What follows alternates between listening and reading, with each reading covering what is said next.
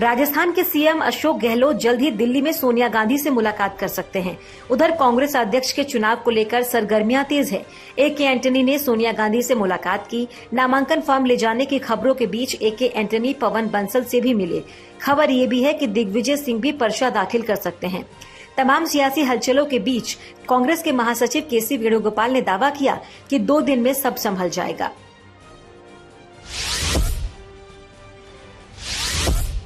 शराब घोटाले में गिरफ्तार शराब कारोबारी समीर महेंद्रू और आम आदमी पार्टी के संचार प्रभारी विजय नायर को कोर्ट ने कस्टडी में भेज दिया है। विजय नायर 5 दिनों तक सीबीआई रिमांड में रहेंगे।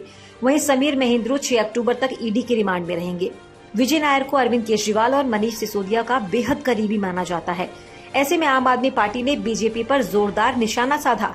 उधर सीबीआई कह रही है कि विजय नायर जांच में सहयोग नहीं कर रहे थे, जिसकी वजह से उन्हें गिरफ्तार किया गया। एक छोटा सा कार्यकर्ता है, पिछले कुछ दिनों से उसको रोज पूछताछ के लिए बुला रहे थे लोग। उस पर जबरदस्ती जोर जबरदस्ती डाला जा रहा था कि झूठ मूठ मनीष सिसोदिया का नाम ले लो, नहीं तो तुम्हें भी गिरफ्तार कर लेंगे। पर वो आम आदमी पार्टी का एक सच्चा कार्यकर्ता है, उसने झूठ बोलने से इनकार कर दिया, इसलिए कल इसको गिरफ्तार कर लिया। लालू प्रसाद यादव एक बार फिर आरजेडी के राष्ट्रीय अध्यक्ष बनेंगे। उन्होंने नामांकन कर दिया है। इस दौरान पार्टी के कई नेता मौके पर मौजूद रहे। पार्टी का कोई भी दूसरा नेता अध्यक्ष पद की दौड़ में नहीं है, लिहाजा लालू 10 अक्टूबर को 12वीं बार पार्टी की कमान संभालने जा रहे हैं। आरजेडी की पूरी चुनावी प्रक्रिया दिल्ली में पूरी की जा रही है। उधर पहली बार मुलायम और आजम खान के बिना समाजवादी पार्टी का सम्मेलन हुआ। लखनऊ में हुए सम्मेलन में अखिलेश यादव ने बीजेपी पर चुनावों में सरकारी मशीनरी के दुरुपयोग का आरोप लगाया।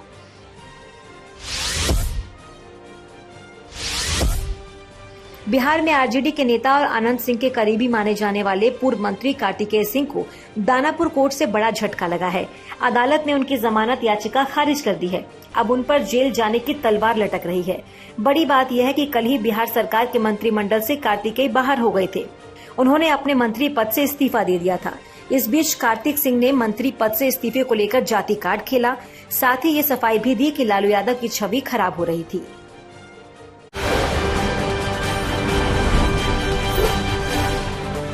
केंद्र सरकार ने दिवाली से पहले केंद्रीय कर्मचारियों को तोहफा देते हुए महंगाई भत्ते में 4% की बढ़ोतरी की है। पिछली बार सरकार ने मार्च में डीए में 3% की बढ़ोतरी की थी, यानी इसे 31 से बढ़ाकर 34% कर दिया गया था। अब 4% बढ़ने के बाद ये 38% हो जाएगा। सरकार के महंगाई भत्ता बढ़ाने से देश के 50 लाख कर्मचारियों और 65 लाख पेंशन धारकों को फायदा होगा। बढ़ा हुआ महंगाई भत्ता 1 जुलाई 2022 से लागू होगा। सरकार ने retired lieutenant general Anil Chauhan को नया चीफ ऑफ डिफेंस स्टाफ यानी सीडीएस नियुक्त किया। वो सैन्य मामलों के विभाग के सचिव के रूप में भी काम करेंगे। जनरल बिपिन रावत के निधन के बाद से सीडीएस का पद खाली था। चौहान देश के दूसरे सीडीएस होंगे। लेफ्टिनेंट जनरल अनिल चौहान पूर्वी कमान के ऑफिसर कमांडिंग इन चीफ रह चुके हैं। उन्होंने 1 सितंबर 2019 को ये पद संभाला था। वो भारतीय सेना के डीजीएमओ भी रहे हैं। गुजरात दंगों से जुड़े साजिश के केस में सुप्रीम कोर्ट ने तीस्ता सीतलवाड़ की अंतरिम राहत वाली याचिका पर सुनवाई की। तीस्ता की जमानत का विरोध करते हुए सॉलिसिटर जनरल तुषार मेहता ने कहा कि मामला हाईकोर्ट में है, इसीलिए आप वही सुनवाई होने दें। इस दौरान कोर्ट ने सॉलिसिटर जनरल से पूछा कि तीस्ता के खिलाफ न तो यूएपीए और न ही पोटा का केस दर्ज है, फिर भी 2 महीने से आपने उन्हें कस्टडी में रखा है। आज दोपहर 2 बजे इस मामले में फिर सुनवाई होगी।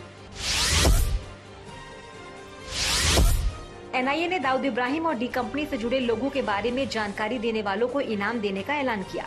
लिस्ट में दाऊद, छोटा शकील, अनीस इब्राहिम, जारी चिकना और टाइगर मेमन का नाम है। इसमें दाऊद पर 25 लाख का इनाम रखा गया। इसके अलावा छोटा शकील की जानकारी देने पर 20 लाख इनाम की घोषणा की गई। खास बात ये भी है कि पहली बार डी गैंग के सदस्यों की पुरानी और नई तस्वीरें एक साथ जारी की गई। हालांकि दाऊद की नई फोटो नहीं है।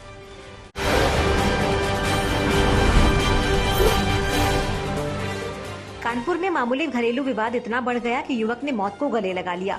15 लोगों के खाना बनाने को लेकर इंजीनियर पति और टीचर पत्नी में झगड़ा और मारपीट हुई। पत्नी ने जब इस बात की शिकायत पुलिस से की तो पति ने सुसाइड कर लिया। जांच के दौरान पति और पत्नी पक्ष के लोग पोस्टमार्टम हाउस में आपस में भिड़ गए।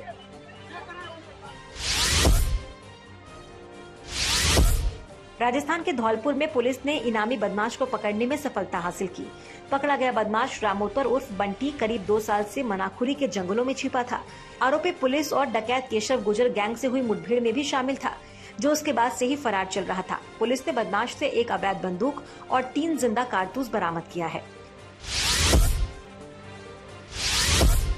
पंजाब के फिरोजपुर सीमा पर आरिफ नाम के शख्स के पास खेतों में ड्रोन से आया एक सफेद रंग का बड़ा पैकेट, जिसमें हथियार और मैगजीन थी। वहीं खेत के दूसरे मजदूर ने अपने मालिक को जानकारी दी, जिसके बाद पुलिस और बीएसएफ को बुलाया गया। इलाके में छानबीन करने के बाद पुलिस ने सफेद पैकेट को अपने कब्जे में ले लिया। उत्तर प्रदेश के कौशाम्बी में गांव में बच्चे से दुष्कर्म की वारदात सामने आई है। गांव के युवक ने ही टॉफी के बहाने मासूम के साथ दुष्कर्म की घटना को अंजाम दिया। आरोपी ने बच्चे का शोषण इतनी बेरहमी से किया कि मासूम बेहोश हो गया और आरोपी मौके से फरार हो गया। बच्चा जब किसी तरह होश में आया तो खून से लथपथ घर लौटा और घटना के बारे में परिजनों को जानकारी दी। बच्चे का इलाज किया जा रहा है। आरोपी को गिरफ्तार करने के लिए टीम बनाई गई। महाराष्ट्र के पुणे में एक महिला पुलिसकर्मी ने डकैतों को धूल चटा दी।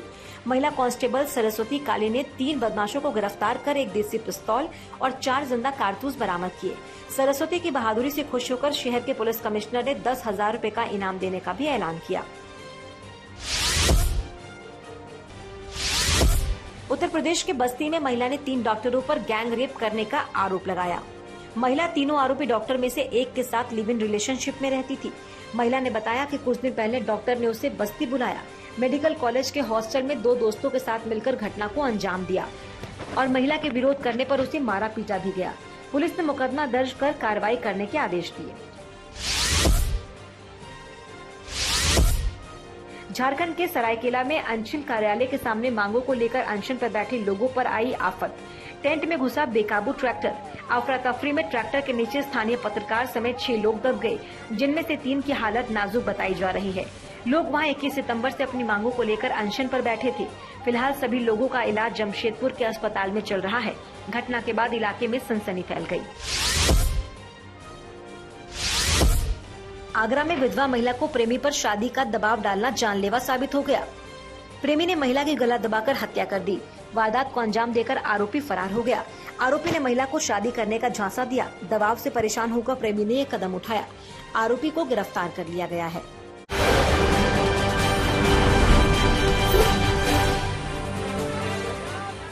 उत्तरकाशी में गंगोत्री और यमुनोत्री नेशनल हाईवे पर अचानक पहाड़ी सलगने से भूस्खलन हो गया।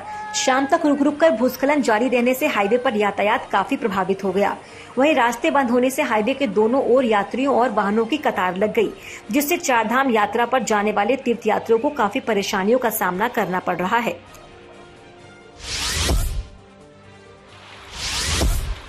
महाराष्ट्र के हिंगोली में कई इलाकों में मूसलाधार बारिश हो रही है। लगातार बारिश से सभी इलाके पानी पानी हो गए। नदी में बाढ़ आने से 2 घंटे तक लोग बाढ़ के पानी में फंसे रहे। उसके बाद गांव वालों ने जान जोखिम में डालकर बाढ़ में फंसे लोगों को ट्रैक्टर और जेसीबी से बाढ़ के पानी से बाहर निकाला।